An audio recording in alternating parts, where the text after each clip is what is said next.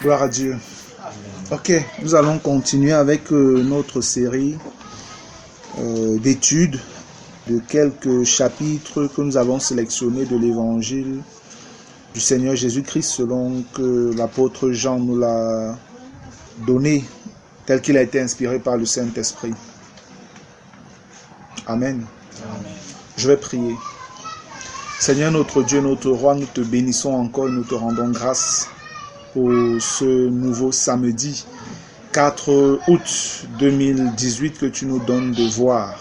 Merci pour cet après-midi, Père. Merci parce que c'est toi qui nous rassembles encore en ce lieu, afin, Éternel des armées, d'écouter ton conseil, d'écouter ta parole et d'être davantage fortifiés, bénis, encouragés dans notre marche, dans notre quête d'une communion beaucoup plus profonde encore avec ton Fils Jésus-Christ.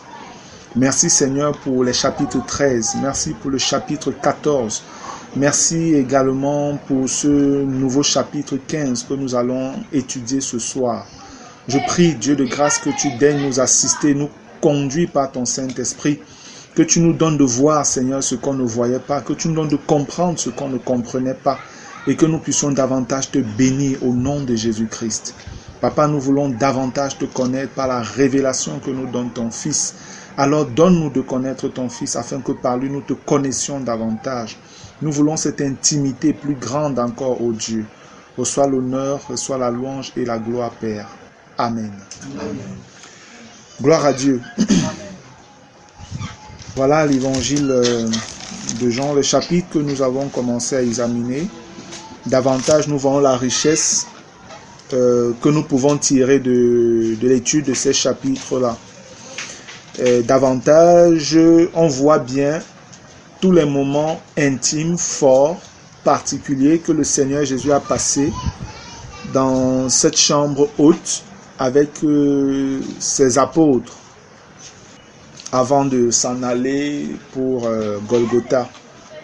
Et il faut bien voir que cet entretien de Jésus avec ses apôtres débute au chapitre 13. Amen. Et du chapitre 13, 14, 15, 16, 17, c'est dans le même lieu que le Seigneur est en train de leur parler. Donc il est en train de développer quelque chose de manière suivie. Et c'est important de garder ça à l'esprit. C'est important de garder ça à l'esprit. Je l'ai davantage compris aujourd'hui pendant que j'examinais encore ce chapitre-là. Parce que dans le chapitre 15, on peut parler de chapitre 15, c'est vrai. Mais si on oublie un peu les chapitres, on va percevoir en français on dirait une gradation. On va percevoir comment je vais dire ça simplement, une évolution, une progression. On va observer une progression dans les révélations que le Seigneur Jésus fait et même dans le don de soi qu'il est en train de faire aux apôtres. Amen. Tel qu'il commence au chapitre 13, c'est pas comme ça. Le chapitre 13 n'est pas aussi profond que quand on arrive déjà au chapitre 14. Au chapitre 15 encore, on sent qu'il y a quelque chose de plus profond encore que le Seigneur dit. Et c'est en lisant le chapitre 15 que j'ai davantage perçu pourquoi certains peuvent appeler l'évangile de Jean l'évangile de l'amour. Oui, parce qu'il y a tellement de signes d'amour que le Seigneur manifeste dans ce chapitre 15 et ça va évoluer jusqu'au 16 et le summum sera au 17. Vous allez voir l'évolution là comme ça. Si vous lisez vraiment comme ça, vous allez voir que 13 c'est que ça commence doucement, 14 et puis 15 et puis 16 et puis boum, 17. C'est vraiment le summum dans la prière qu'il fait au Père pour ses disciples et tous ceux qui croiraient en lui par la suite. C'est vraiment beau, c'est merveilleux de voir ça comme ça. Amen.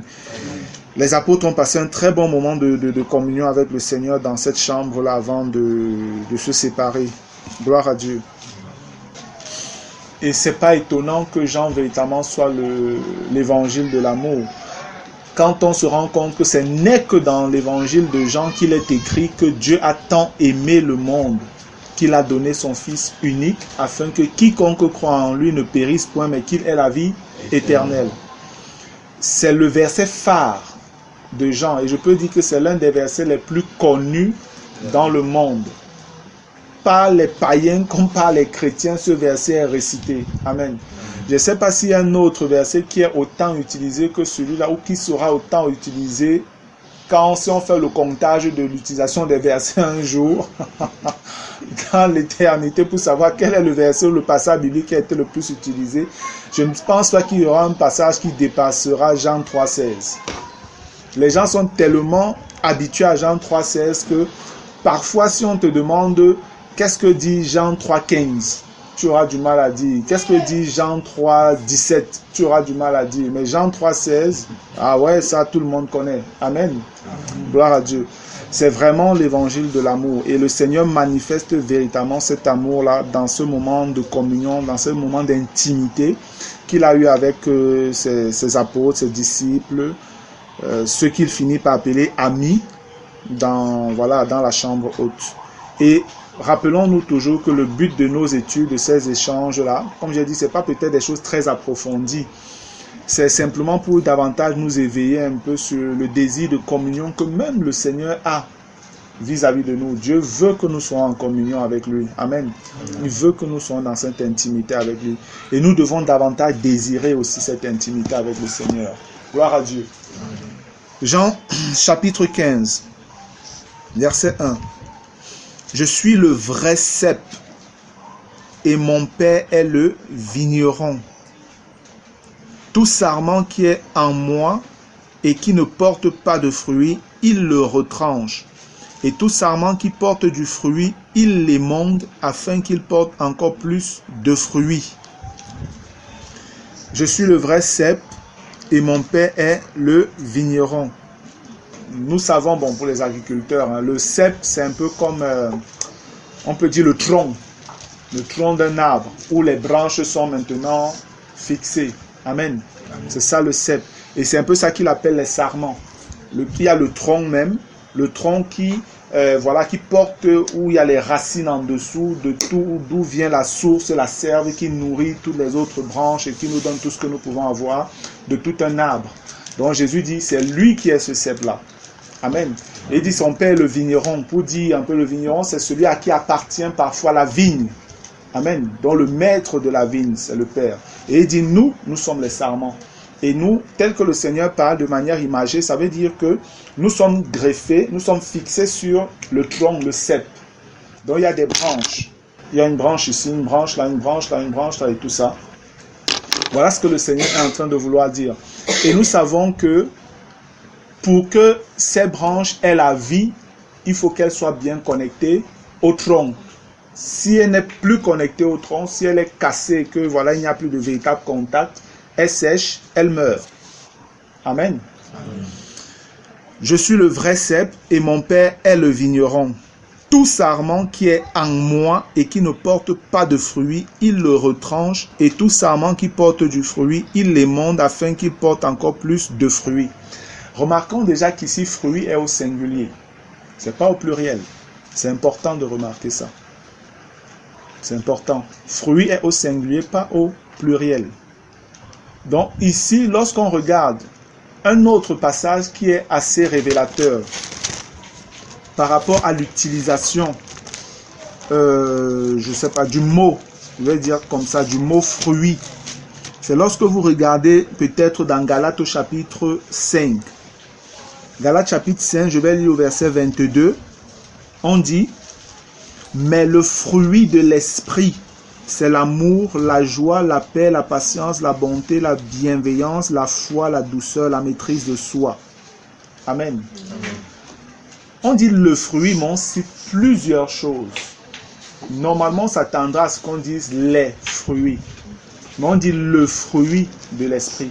Ça montre quoi? Ça nous révèle quoi? Ça nous révèle simplement que, en fait, il est question ici du caractère de Jésus-Christ. Et Jésus a un seul caractère. Amen. Un caractère dans lequel on retrouve toutes ces choses-ci. Amen. C'est pourquoi on parle du fruit. On comprend donc ici, lorsque le Seigneur est en train de parler du fruit, il est en train de parler du caractère de Christ dans la vie du chrétien. Amen. Il n'est pas question ici simplement des œuvres. Il n'est pas question d'aller évangéliser. Il n'est pas question, je ne sais pas trop, de chanter ou de non. C'est la vie de l'esprit en toi. c'est par la vie de l'esprit, par la vue du caractère de Christ dans la vie d'un homme que le Père trouve sa joie et satisfait. Amen. Parce que évangéliser, tout le monde peut le faire. Chacun peut sortir à raconter ce qu'il veut. Et vous savez, les témoins évangélisent, les catholiques évangélisent même déjà aussi. Même les musulmans. J'ai appris, il y a des musulmans qui marchent de maison en maison pour prêcher, frère. Vous comprenez ça? Oui. Il y a, je ne sais pas qui me disait ça ici dernièrement. C'était même ici à Simba. Il y a des musulmans qui marchent de porte en porte pour annoncer leur évangile. C'est incroyable. Vous comprenez que la bataille en cette fin de temps est rude. La bataille est rude. Donc ici, le fruit en réalité, c'est le fruit de l'esprit, c'est le caractère de Christ dans la vie de chaque chrétien. Et tel que le Seigneur parle, ça voudrait dire que chaque chrétien est appelé à grandir véritablement à la stature parfaite de Jésus-Christ. Et c'est l'œuvre que le Saint-Esprit accomplit dans notre vie. Et il est quand même remarquable ici que le Seigneur, quand il parle, c'est quand même avec un ton assez... comment je vais dire ça? C'est une mise en garde aussi. Le Seigneur dit, tout sarment qui est en moi et qui ne porte pas de fruits, il le retranche. Et qui le retranche, c'est le Père. C'est le Père. Parce que c'est lui le vigneron, c'est lui qui s'occupe de la vigne. Il le retranche. Et tout sarment qui porte du fruit, il l'émonde afin qu'il porte encore plus de fruits. Émonder ici, c'est quoi? Quand on parle d'émonder, si vous avez un champ, vous avez des vignes ou un truc d'avocatier et tout, il y a des moments où il faut venir couper certaines branches là et tout pour que ça pousse, ça donne encore un peu plus. Ceux qui font dans l'agriculture comprendront davantage de quoi je suis en train de parler. Et le Seigneur veut simplement faire comprendre que ceux en qui il est en train de voir un désir de grandir dans les choses spirituelles, il viendra et davantage par la croix mettra à mort tout ce qui a besoin d'être mis à mort afin que la vie de l'esprit prenne la place. Amen. Et c'est comme ça que tu grandis davantage. Mais si tu es le genre où c'est la chair et rien que la chair qui continue à dominer sur toi, là il y a un problème. Et celui qui marche selon la chair, Romain 8 nous fait comprendre que c'est la mort. Amen. Et c'est pourquoi il dit que celui-là, on va le couper. Verset 3. Déjà vous êtes purs à cause de la parole que je vous ai annoncée. Déjà vous êtes purs à cause de la parole que je vous ai annoncée. Le simple fait d'écouter la parole de Dieu est une bénédiction. Amen. C'est un moyen de purification, c'est un moyen de sanctification parce que le Saint-Esprit nous révèle des choses au travers de la parole.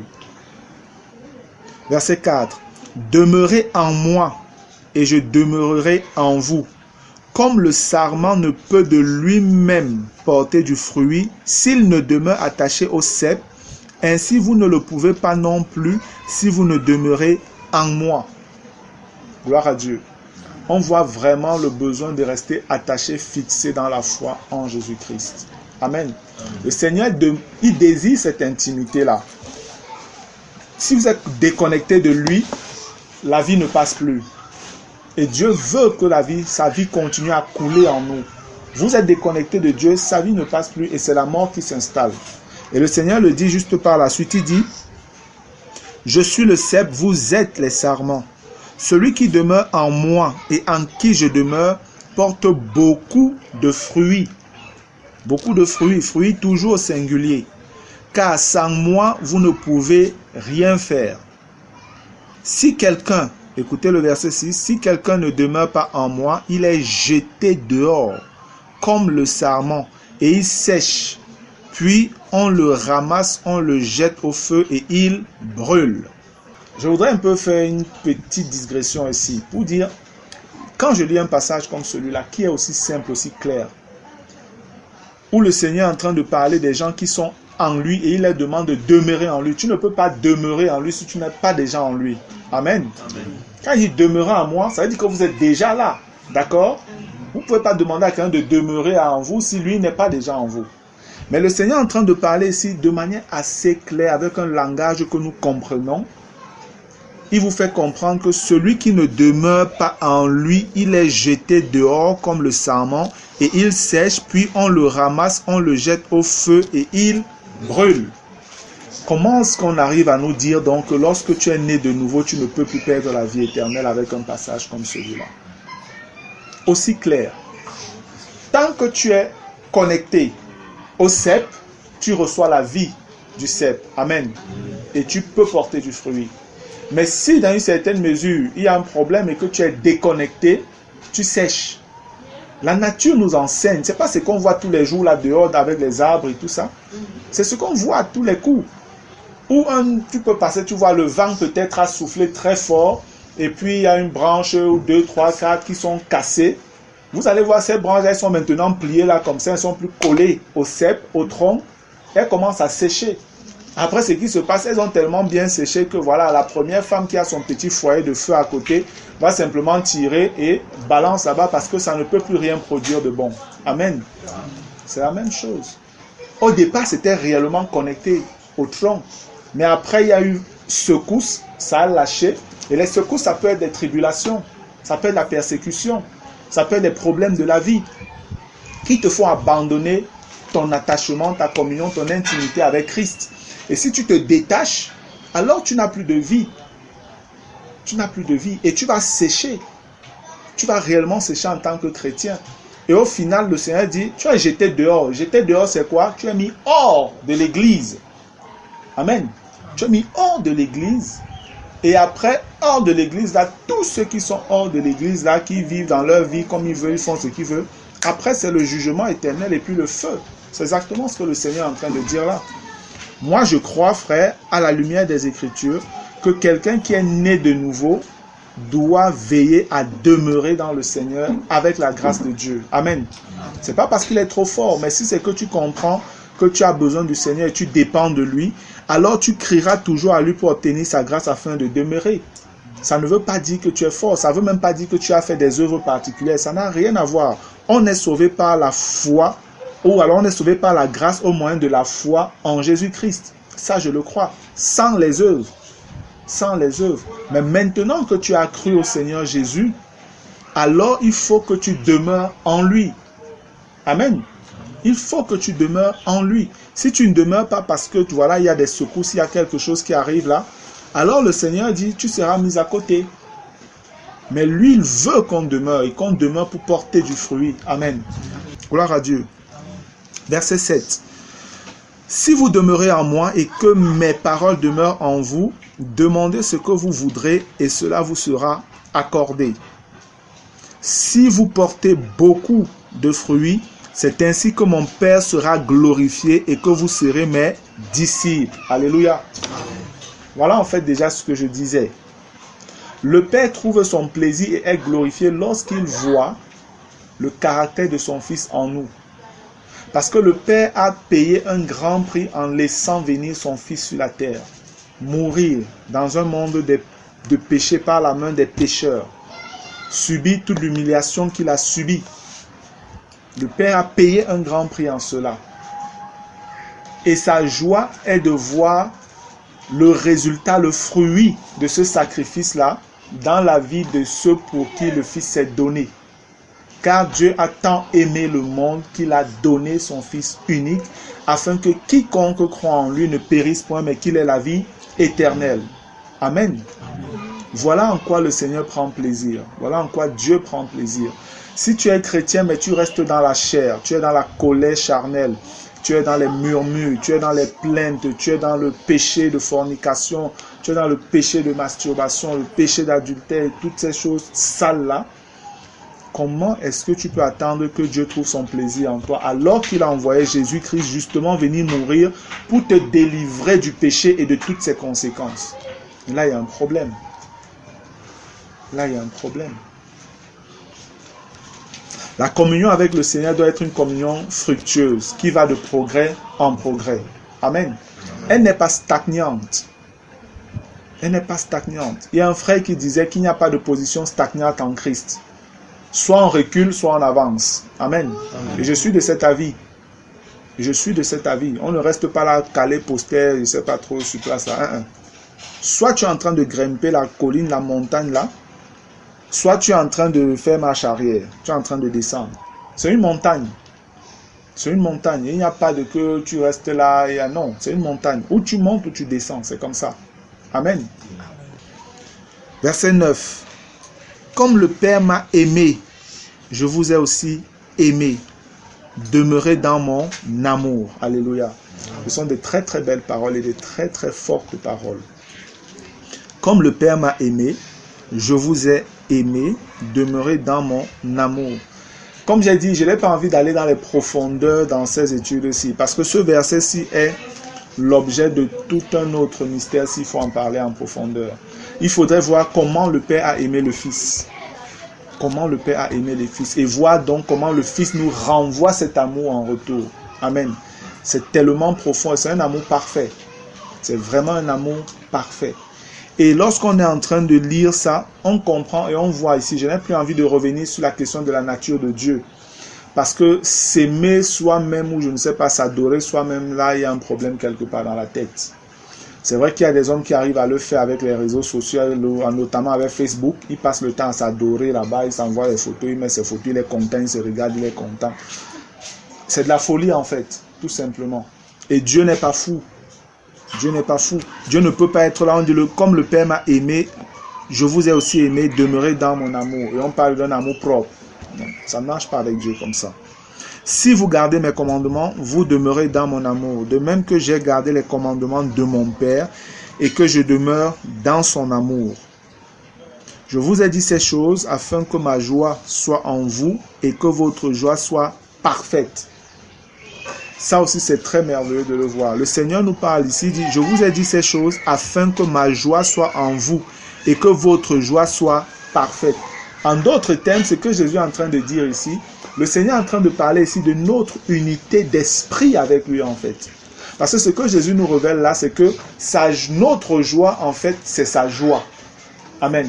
La joie que nous pouvons ressentir, c'est la joie de Jésus qui nous anime. C'est la joie de Jésus qui nous anime. C'est pas que nous avons une joie propre à nous.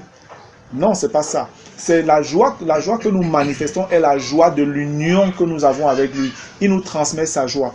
Vous comprenez donc ici que le Seigneur ne nous transmet pas simplement sa vie, dans le sens que bon, il vous donne la vie éternelle parce que lui, il est la résurrection et la vie. Il vous donne également la joie que lui, il possède, qu'il est. Amen. Il vous donne la paix. Amen. Parce que vraiment, c'est ce qu'il est au plus profond de lui. La joie que Jésus a est parfaite. La paix que Jésus peut donner, elle est parfaite. Et il le dit, je vous donne ma paix, je vous laisse ma paix, je vous donne ma paix, je ne vous la donne pas comme le monde donne. Parce que le monde a une certaine paix qu'elle offre. Mais la paix du monde est toujours entachée de crainte, de doute, de suspicion et autres. Amen.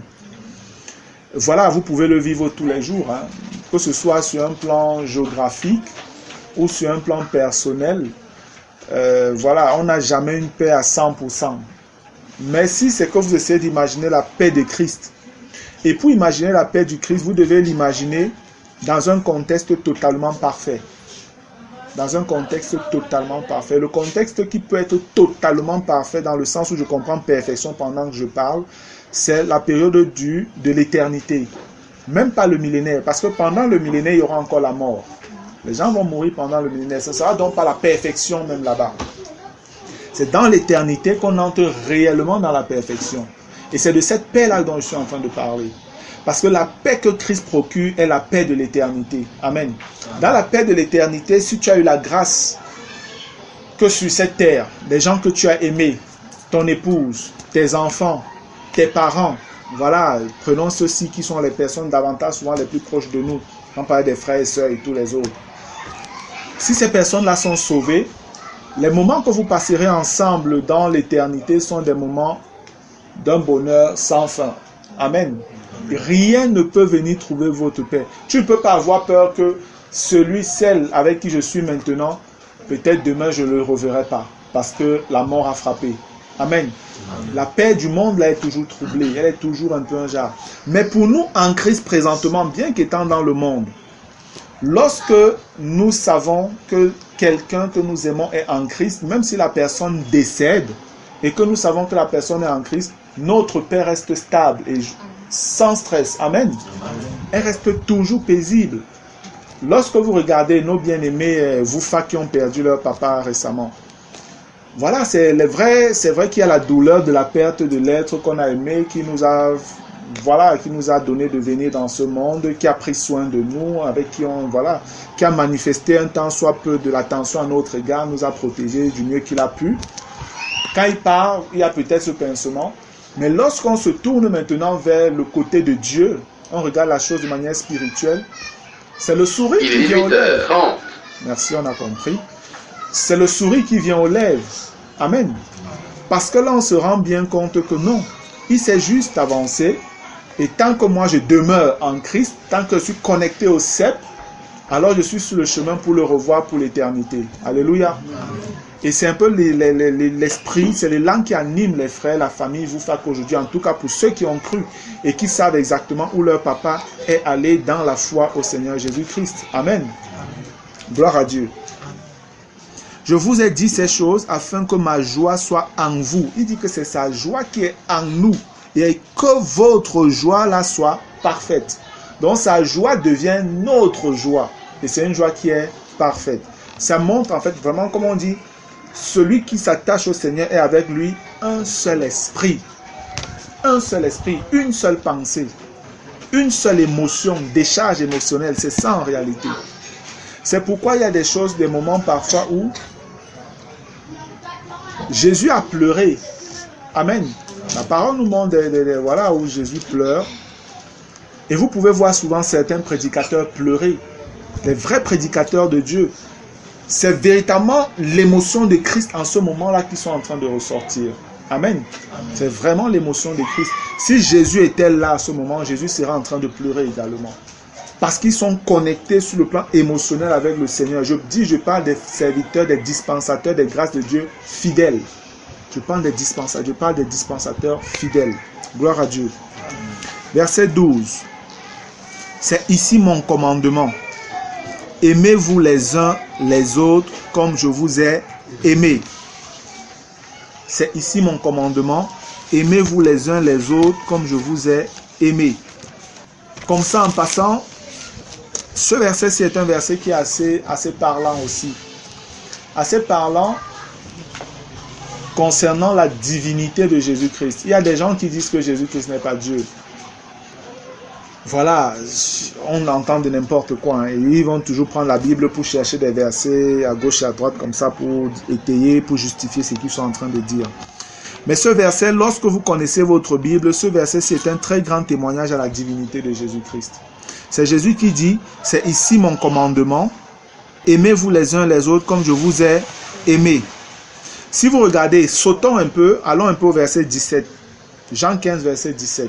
Il est écrit, ce que je vous commande, c'est de vous aimer les uns les autres. Amen. Lorsque vous regardez dans Jean le chapitre 13, Jean chapitre 13, on prend le verset 1, on nous dit, avant la fête de Pâques, Jésus, sachant que son heure était venue de passer de ce monde au Père, et ayant aimé les siens qui étaient dans le monde, mit le comble à son amour pour eux. Alléluia.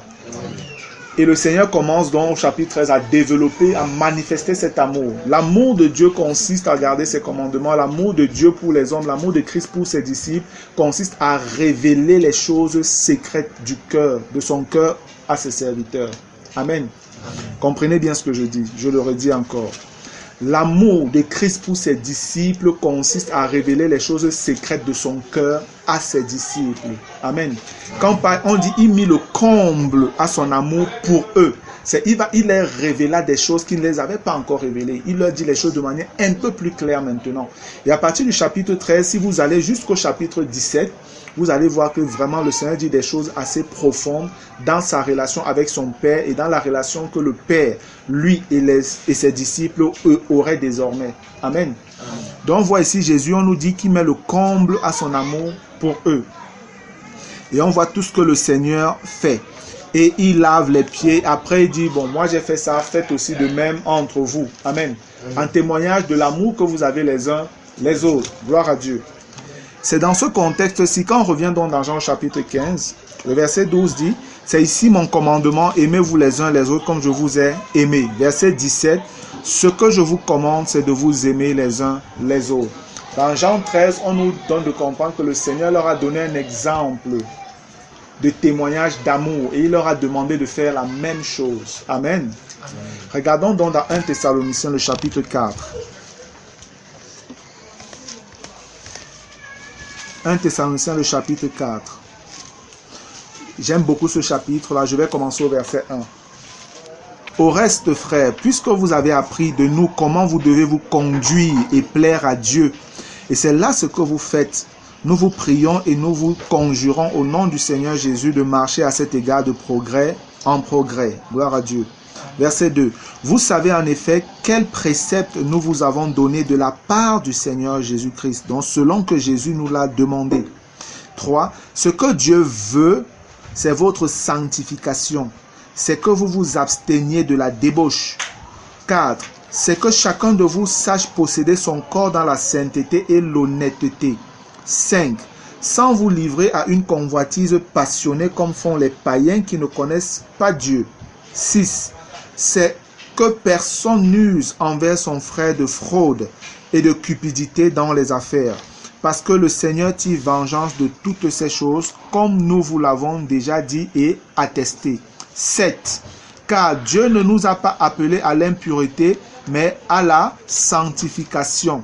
Celui donc qui rejette ses préceptes ne rejette pas un homme, mais Dieu, qui vous a aussi donné son Saint-Esprit. Regardez le verset 9. C'est le verset 9 qui est intéressant par rapport à ce que je développe. La divinité de Jésus-Christ. Verset 9. Pour ce qui est de l'amour fraternel, vous n'avez pas besoin qu'on vous en écrive. Pourquoi? Car ou parce que vous avez vous-même appris de Dieu à vous aimer les uns les autres. Appris de qui? Et qui leur a appris à s'aimer? Jésus-Christ. Amen. Ici, il est clairement dit que Jésus-Christ est Dieu. Amen. Les gens vont souvent chercher des passages compliqués. Vous voyez, des passages compliqués. Mais Dieu, dans sa sagesse, sait confondre les hommes. La Bible est pour ceux qui appartiennent au Seigneur. Amen. C'est davantage pour eux. La Bible est pour ceux qui appartiennent au Seigneur. Et le Seigneur, donc, sous la conduite du Saint-Esprit, permet parfois de voir des choses qui sont un temps soit peu cachées. C'est pourquoi il est écrit aussi que la gloire de Dieu, c'est de cacher les choses, et la gloire des rois, c'est de sonder les choses. Amen. Nous trouvons du plaisir à sonder les Écritures, afin de découvrir les richesses, les trésors que notre Père a gardés dans ce grand champ-là. Mais pour cela, nous devons travailler. Amen. On doit prendre le temps de fouiller. Gloire à Dieu. Donc le verset 12 nous dit, c'est ici mon commandement, aimez-vous les uns les autres comme je vous ai aimé. Il n'y a pas de plus grand amour. Écoutez bien comment le Seigneur développe davantage cet amour-là pour ses disciples. Il n'y a pas de plus grand amour que de donner sa vie pour ses amis. Vous êtes mes amis et si vous faites ce que je vous commande. Amen. Il n'y a pas de plus grand amour que de donner sa vie pour ses amis. C'est vraiment le summum. Voilà ce que le Seigneur est en train de dire. Le chapitre 15 nous montre véritablement le summum de la manifestation de l'amour du Christ pour ses disciples. Il a donné sa vie. C'est la preuve. C'est la preuve qu'il les aimait d'un amour parfait, d'un amour éternel. Il a donné sa vie. Et ceci nous rappelle un peu Romains 5 que nous avons étudié il y a quelques semaines. Romains 5 qui nous présente le témoignage de Dieu vis-à-vis des hommes par rapport à l'amour qu'il a pour les hommes. Et le point focal, l'argument fort et même unique que Dieu a pour témoigner aux hommes que je vous aime, c'est qu'il a donné son Fils. Amen. C'est ce que Romains 5 nous dit en fait. C'est ça l'enseignement de Romains 5, cette partie du livre de Romains. Romains 5 nous dit, regardez humain, vous pouvez faire confiance à Dieu de ce qu'il vous aime. Et la preuve, c'est qu'il a donné son Fils pour vous, alors que vous étiez même encore des pécheurs. Il a donné son Fils pour vous. Maintenant que vous lui avez fait confiance, vous avez eu foi en lui, à combien plus forte raison son amour doit donc être grand pour vous. Faites-lui confiance. Amen. Et c'est pourquoi, à juste titre, on peut dire le juste vivra par la foi. Gloire à Dieu. Merci Seigneur pour ta parole. Verset 14. Vous êtes mes amis si vous faites ce que je vous commande. Verset 15. Je ne vous appelle plus serviteur parce que le serviteur ne sait pas ce que fait son maître. Mais je vous ai appelé amis parce que je vous ai fait connaître tout ce que j'ai appris de mon Père. C'est ce que je disais déjà. Le véritable témoignage de l'amour de Christ pour ses disciples, pour ceux qui lui appartiennent, c'est le fait qu'il expose totalement son cœur à ces personnes-là. Il n'a rien caché. Amen. Il n'a rien caché. Je ne vous appelle plus serviteur, verset 15, parce que le serviteur ne sait pas ce que fait son maître. Mais je vous ai appelé ami, parce que je vous ai fait connaître tout ce que j'ai appris de mon Père. Ce n'est pas vous qui m'avez choisi, mais moi, je vous ai choisi et je vous ai établi afin que vous alliez et que vous portiez du fruit et que votre fruit demeure, afin que ce que vous demanderez au Père en mon nom, il vous le donne. Ce que je vous commande, c'est de vous aimer les uns les autres. Amen. Ici, on voit véritablement que le Seigneur fait mention de l'œuvre à laquelle il appelle ceux qu'il a sauvés. Amen. Ceux qui croient en lui. Le Seigneur dit, je vous ai appelé, c'est moi, je vous ai choisi, je vous ai appelé et je vous ai établi. Et quand le Seigneur parle ici, il est en train de parler ici en quelque sorte dans le sens de l'œuvre à laquelle il appelait les apôtres.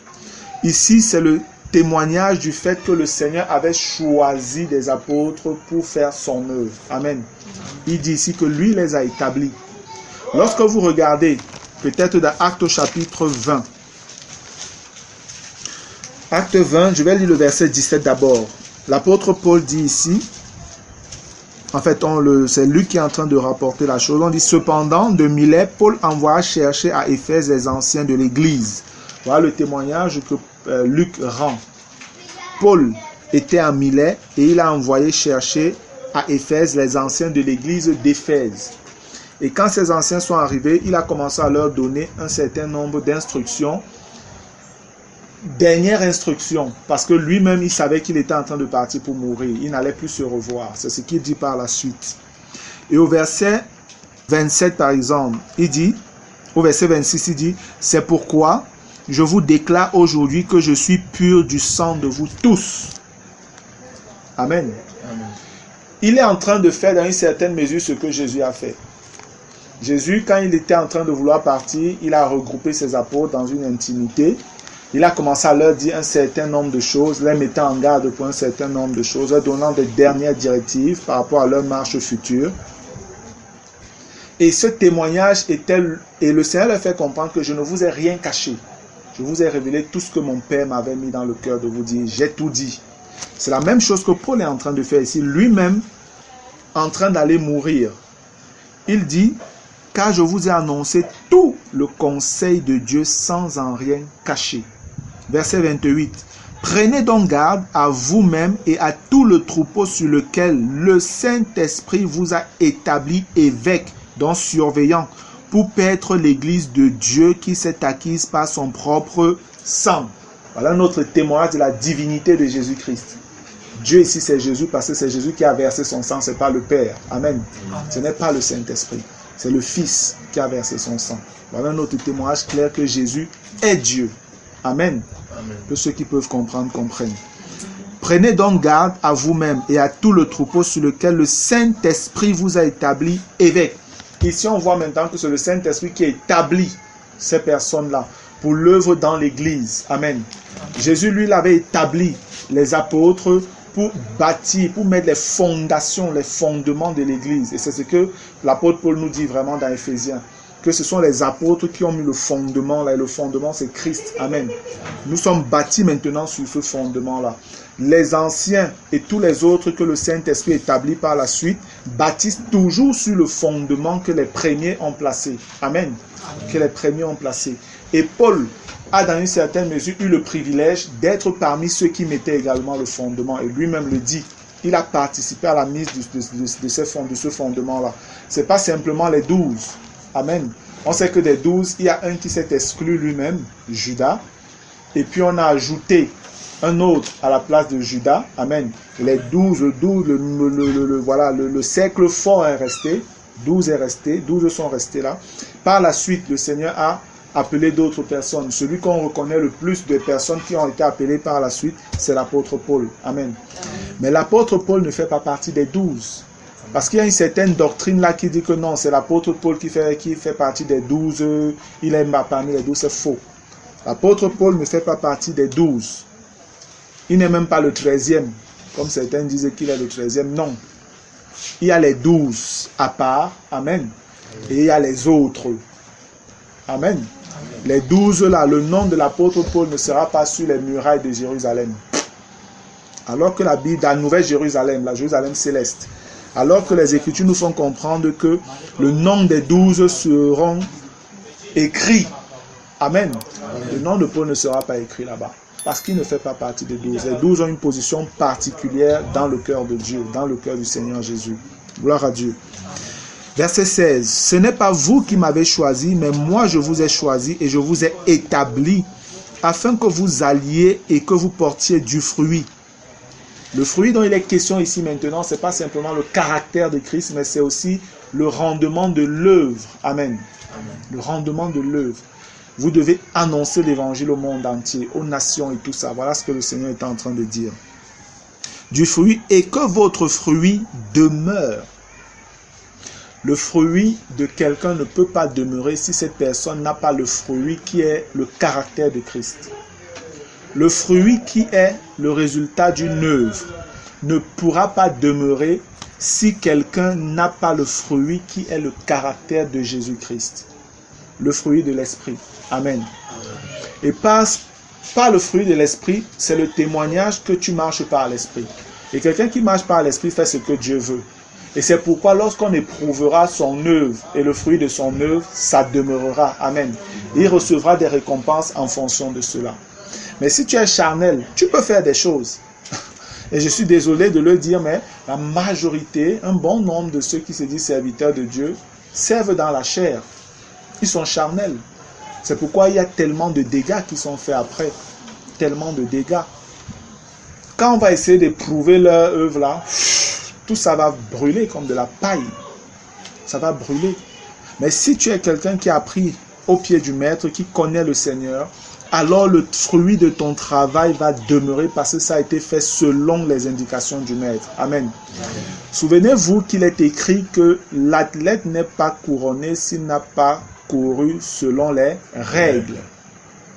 Ça, c'est un principe. C'est ce que Jésus en fait est en train de dire ici. L'apôtre Paul l'a compris et puis le dit d'une autre manière. Si réellement vous ne servez pas comme le Christ a demandé, vous n'aurez pas de récompense. La Bible dit que vous serez sauvés comme au travers du feu, donc par justesse même. Parce que parfois, il vaut mieux ne rien faire que de venir faire du gâchis dans l'œuvre de Dieu. Comprenez bien ce que je dis. Parfois, il vaut mieux ne rien faire que de venir faire du gâchis. Vous savez, j'ai souvent pris cet exemple. C'est un peu comme si vous prenez un enfant peut-être de 2-3 ans et vous lui dites, voilà, il y a beaucoup de désordre à la cuisine ou dans la chambre, s'il te plaît, va arranger. Vous avez s'aimer vous-même le chaos. Amen. Il vaut mieux que celui-là ou celle-là ne touche à rien du tout. Ça sera même encore plus ordonné que si elle commence à toucher. Nous sommes d'accord. C'est la même chose. Dans l'œuvre du Seigneur, malheureusement, il y a beaucoup de personnes, à peine ils ont cru, ou à peine elles ont cru, elles vont dans des écoles bibliques ou des facultés de théologie. On leur donne des connaissances humaines là-bas remplies de philosophie et de psychologie. Et ils transfèrent ça maintenant un peu dans la Bible. Après, ils disent qu'ils sont apôtres, ils sont prophètes, ils sont évangélistes, ils sont pasteurs, ils sont docteurs. Et ils ont une église, comme ils appellent. Et on voit tout le chaos qui se produit par la suite. On voit tout le chaos qui se produit par la suite. C'est grave. Il vaut mieux que ces gens-là lâchent, qu'ils s'asseyent, qu'ils apprennent au pied du maître. Amen. Et qu'ils soient bâtis selon les exigences du maître. Là, quand le maître va lui les envoyer, alors ils pourront aller porter un fruit qui demeure. Parce qu'ils ont d'abord le fruit essentiel qui est la vie de l'esprit en eux. Amen. C'est ça le principe par rapport au service de Dieu. Pour tout le monde. Pour tout le monde. Amen.